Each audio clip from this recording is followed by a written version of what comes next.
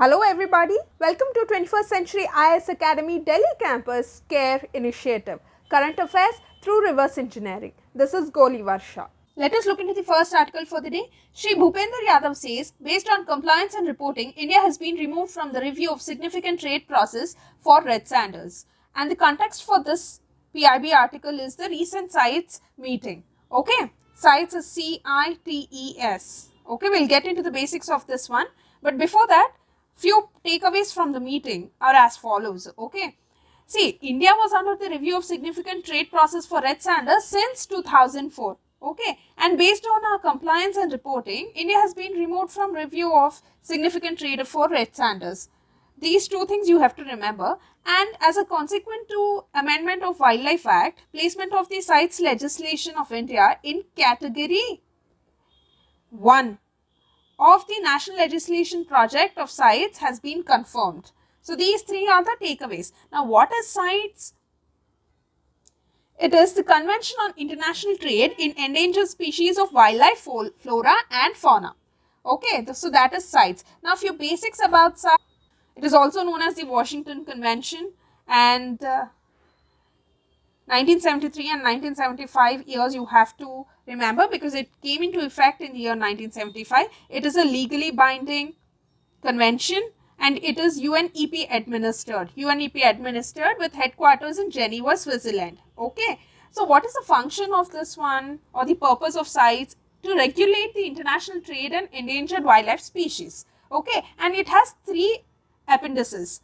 Trade in the Appendix 1 is totally prohibited. I mean, the list of Appendix 1, the trade in this one is totally prohibited, while Appendix 2 and Appendix 3 lists are only regulated. Alright, and 3rd March 1973 is celebrated as the World Wildlife Day. Alright, because of this. Yeah, these are few basics. Now, consider the following statements with regard to CITES. CITES review of significant trade process enables disciplinary action in the form of trade suspensions directed at countries that do not meet their obligations. Yes, this is correct. India is currently listed in category 2 of CITES national legislation program. No, we just saw, right, the takeaways of the meeting. It was put in the category 1. So 2 is wrong. It is legally binding agreement. Yes, we saw this as part of basics, right? So 2 statements are right. Only 2, yeah. With reference to International Union for Conservation of Nature and Natural Resources, IUCN, and CITES, which of the following statements are correct? Okay, now you have to know a few basics about IUCN. See, initially it was not IUCN, it was IUPN. P stands for protection. Okay, it changed its name in the year 1956. This was established in the year 1948. Okay, it changed its name to IUCN in the year 1956. And in the year 1964, this red list by IUCN was in place. Alright. Now, this IUCN is a culmination of governments and NGOs. So, these 3 years and the full forms and the purpose, and it's a culmination of government and NGOs, you have to remember. Okay, now we'll come to this question. IUCN is an organ of United Nations and CITES is an international agreement between governments. No. It is a culmination of what? Governments and NGOs. So 1 is gone. When 1 is gone, you don't need to read 2 and 3. They are automatically correct. Next article. Enhancing representation for a just electoral system. This just is not JUST which you use just like that, just like this, not that just. It means fair electoral system. Okay. Yeah. Limited representation in a democratic setup seems to be India's default and flawed preference. Okay, now what does this article say? This article says that, see, Indian MP is representing approximately 2.1 and Indian MP is representing approximately 2.5 million citizens. That corresponds to 25 lakh citizens. Alright, when compared to their counterparts, that is in USA, one will represent only 7 lakh people.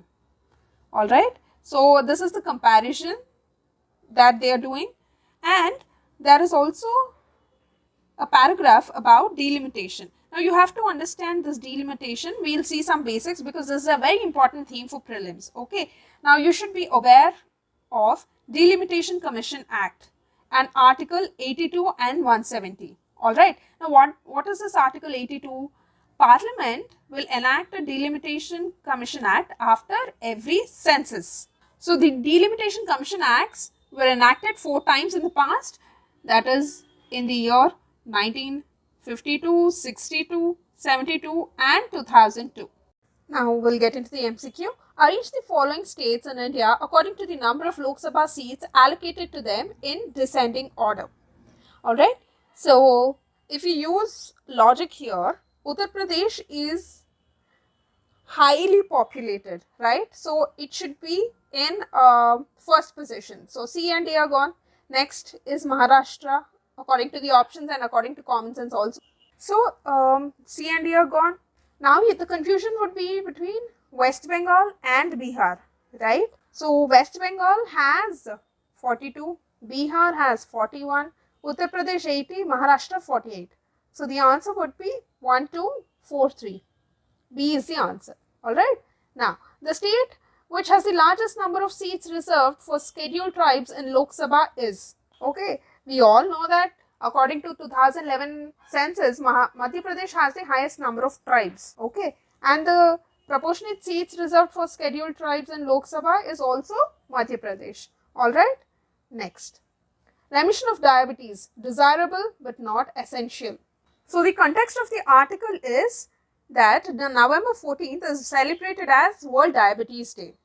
Alright, and this article is saying that it may not be possible to make India diabetes free, but diabetes complications free India is within our reach. Now you have to understand few basics about diabetes. It is a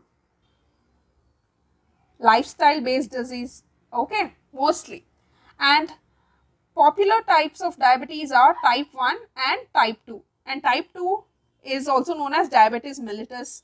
Type 1 is actually known as juvenile diabetes, okay, and it is insulin dependent. It is basically autoimmune disease. Means what? The body's immune system will destroy the cells that are releasing insulin. That is type 1 diabetes. But type 2 diabetes, the body isn't able to use the insulin the right way. Okay, so this is called insulin resistance diabetes. Alright? Yeah. Now we'll get into the MCQ. Consider the following statements with regard to type 2 diabetes. It cannot be cured. Yes, that's what the article is saying.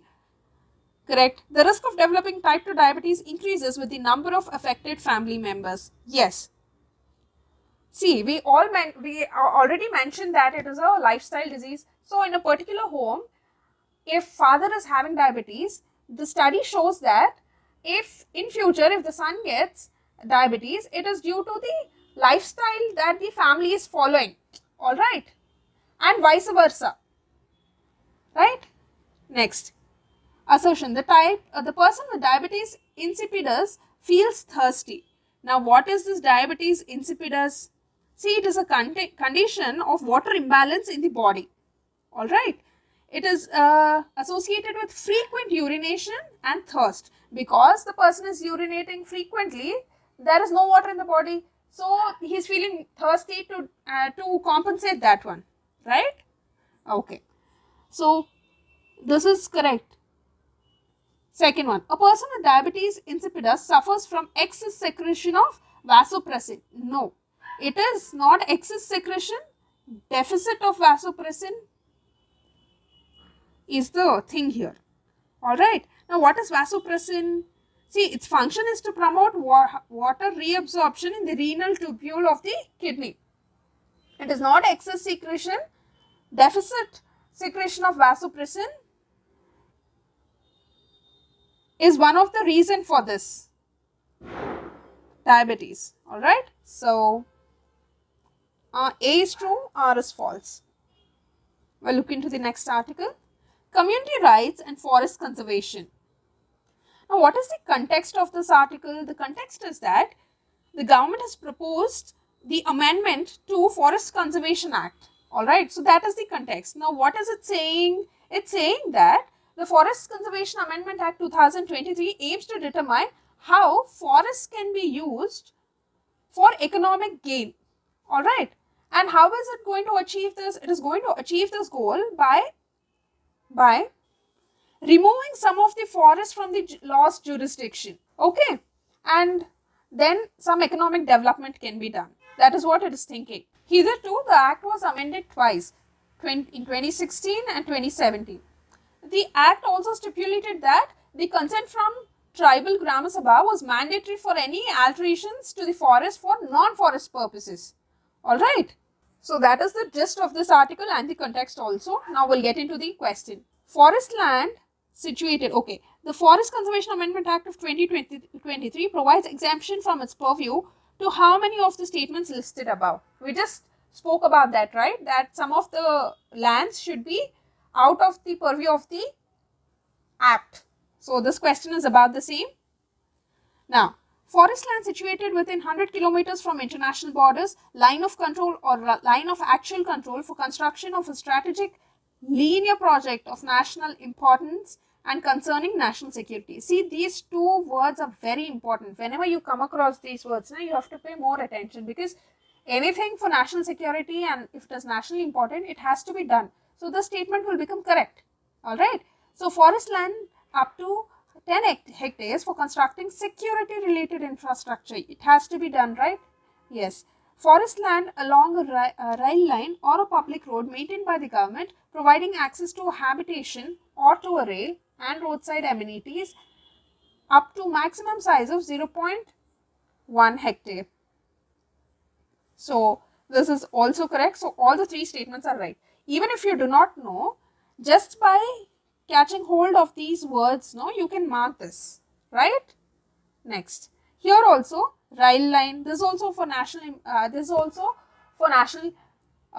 Importance, or it has national importance, right? So these three statements are correct. Next, which one of the following forest acts divides forests into reserved, protected, and village forests? It is Forest Act of 1878. Now we'll see some basics. What is a reserved forest? A forest that is completely controlled by the government. Okay. Now protected, it is partly controlled by the government. Now village forest, it is managed by the adjoining villages. These three you have to remember. Alright. Next article. Tamil Nadu to drop prison rules derived from British era laws. So this is a move to get rid of the British hangover. Alright. Now, we'll get into the MCQ. Consider the following. Article 14, 19, 21 and 15. How many of the fundamental rights in the Indian Constitution listed above are available to the prisoners? Here, you should know one case, that Supreme Court in T.V. Vatiswaran versus State of Tamil Nadu case of 1983 stated that the fundamental rights under Article 14, 19 and 21 of the Indian Constitution are available to prisoners as well as freemen. Alright. So, 14, 19 and 21 are available to both prisoners and freemen. Right. With reference to India, consider the following statements. When a prisoner makes out a sufficient case, parole cannot be denied to such a prisoner because it becomes a matter of his or her right. See, it's not his or her right. Okay. It may be denied also. Okay. Even if he makes out a sufficient cause, if the competent authority is satisfied that releasing the convict would not be in the interest of the society, the competent authority can deny. Okay. So this is wrong.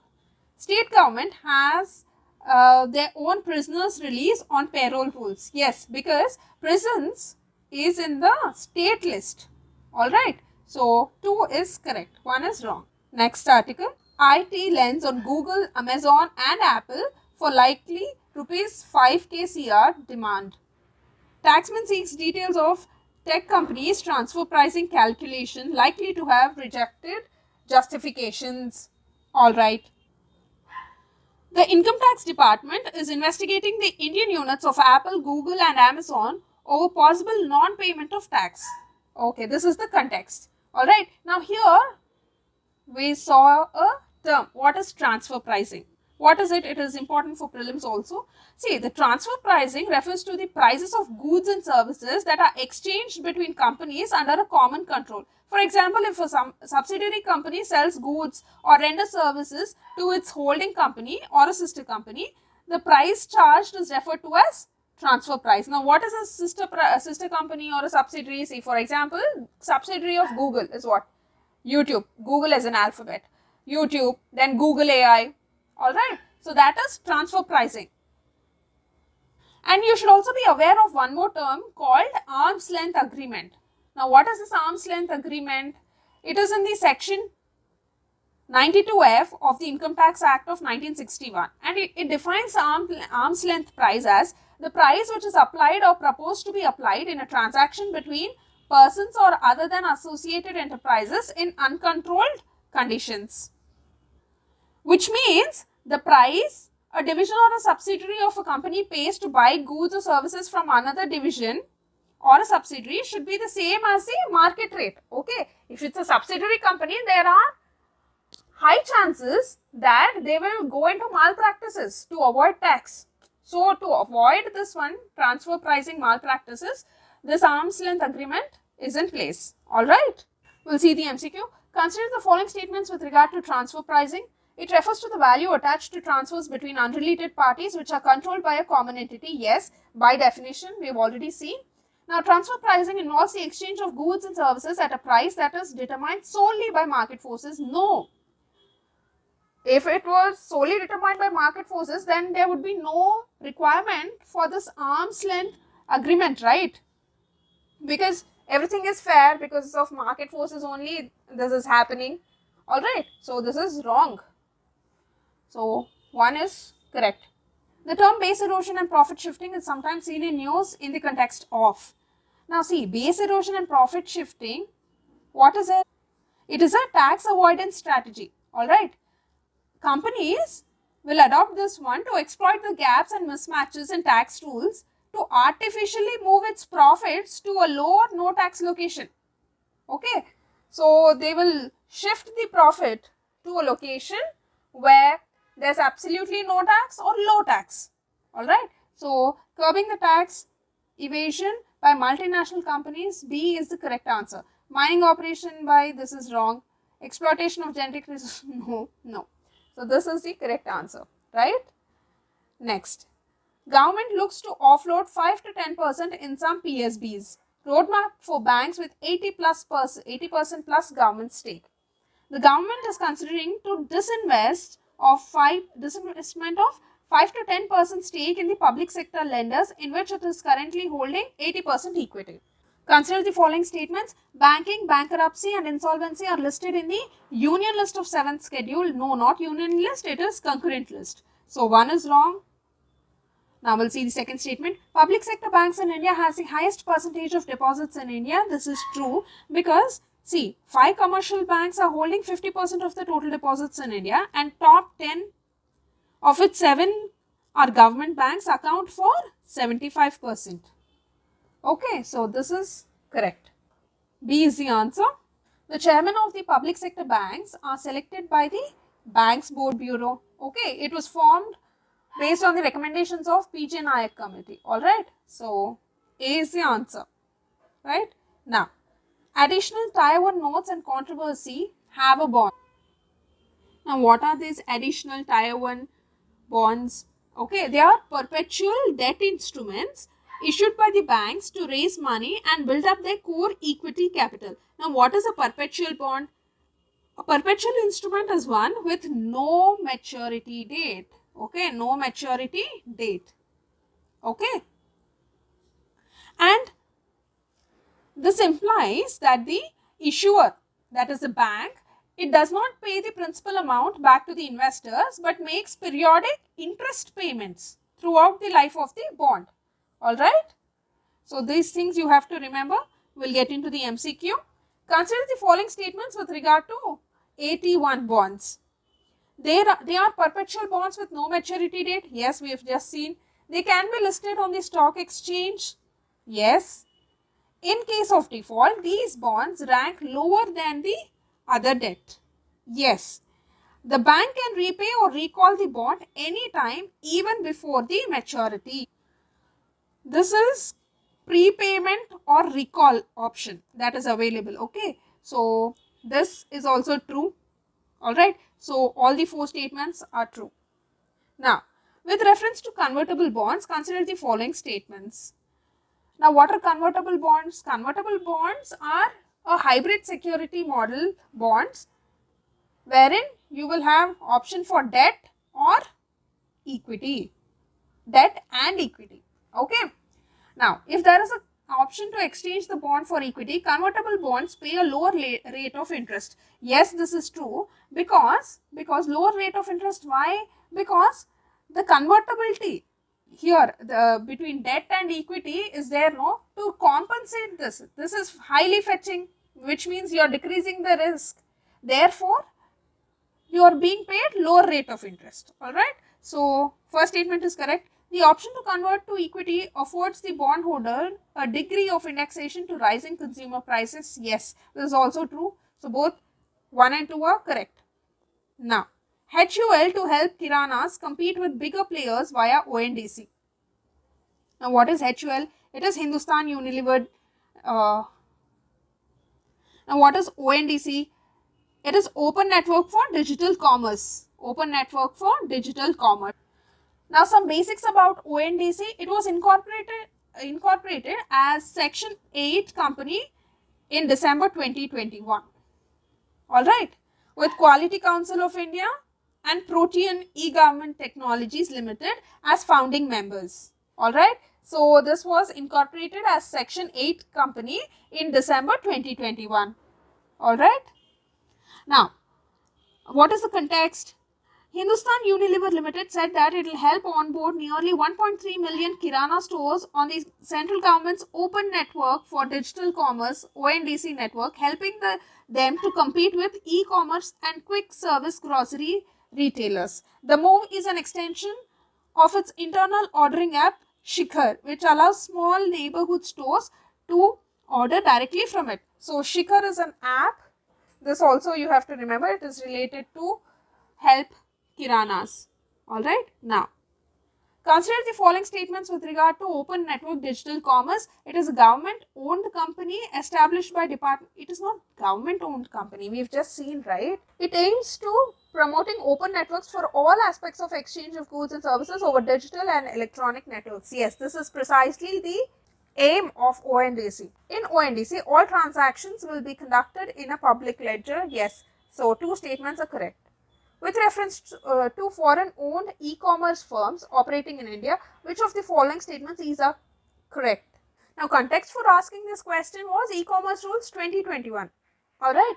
Now, they can sell their own goods in addition to offering their platforms as marketplaces. No, this is wrong because e-commerce companies must ensure none of their related parties and associated enterprises are listed as sellers on their shopping websites, and no related entity should sell goods to an online seller operating on the same platform. So, this was mentioned in the e-commerce rule. So, this is wrong. 1 is gone. The degree to which they can own big sellers on their platforms is limited. Yes. So, B is the answer. Firmer push for local electronic vehicles production in FAME 3. Now, what is this FAME? It is faster adoption and manufacturing of hybrid and electric vehicles in India. That is FAME India scheme. Okay. It is being implemented under Ministry of Heavy Industries. Some basics you have to remember. And it is a subsidy scheme under National Electric Mobility Mission. Why? To promote electric vehicles in the country and incentivize the adoption of electric vehicles and expand electronic mobility infrastructure. Alright, so these are some basics you should know. Now, consider the following statements with regard to FAME 2. Privately owned registers. E2W means it is electronic vehicles which are two-wheelers. Okay. So, privately owned registered E2Ws are covered under the scheme? Yes, they are very much covered. Vehicles fitted with only advanced chemistry batteries are eligible for incentive under the scheme. Yes, this is true. And Ministry of Heavy Electronics is the nodal ministry for implementation. Yes, we have already seen this, right? Ministry. So, all the three statements are correct. Now, FAME India scheme is under the aegis of Ministry of Heavy Electronics. Okay. So, ministries are also important. This is it for today. All the best.